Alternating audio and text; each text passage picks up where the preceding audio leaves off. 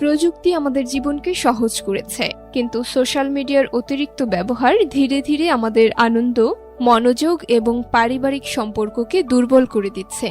গবেষণার তথ্য অনুযায়ী একজন প্রাপ্তবয়স্ক ব্যক্তি প্রতিদিন 11 ঘন্টারও বেশি সময় ডিজিটাল মাধ্যমে ব্যয় করেন। বিশ্ব স্বাস্থ্য সংস্থা জানিয়েছে, অতিরিক্ত সোশ্যাল মিডিয়া ব্যবহারের ফলে বিষণ্ণতা, একাকিত্ব, উদ্বেগ, ঘুমের সমস্যা, চোখের ক্ষতি এবং মেরুদণ্ডের ব্যথার মতো শারীরিক ও মানসিক জটিলতা বাড়ছে।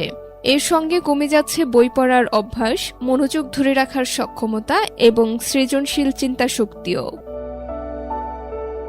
এই পরিস্থিতি থেকে বেরিয়ে আসার একটি কার্যকর উপায় হল ডিজিটাল ডিটক্স, অর্থাৎ নির্দিষ্ট সময়ের জন্য মোবাইল, সামাজিক যোগাযোগ মাধ্যম এবং ডিজিটাল ডিভাইস থেকে সচেতনভাবে দূরে থাকা। এটি মানসিক চাপ কমায়, মনোযোগ বাড়ায়, ঘুমের মান উন্নত করে এবং পারিবারিক সম্পর্ককে আরও দৃঢ় করে। ডিজিটাল ডিটক্স শুরু করা খুবই সহজ। সম্পূর্ণভাবে অর্থাৎ পুরোপুরি অনলাইন থেকে বিচ্ছিন্ন হওয়ার কোনো প্রয়োজন নেই। প্রতিদিন কিছু সময় ফোনমুক্ত থাকুন, যেমন খাবারের সময়, শখের কাজ এবং ঘুমানোর অন্তত 3 ঘন্টা আগে স্ক্রিন ব্যবহার বন্ধ করুন। অপ্রয়োজনীয় নোটিফিকেশন বন্ধ করুন। অবসর সময়ে বই পড়ুন, হাঁটুন কিংবা পরিবারের সঙ্গে সময় কাটান। ছোট থেকে শুরু করুন, ধীরে ধীরে সময় বৃদ্ধি করুন।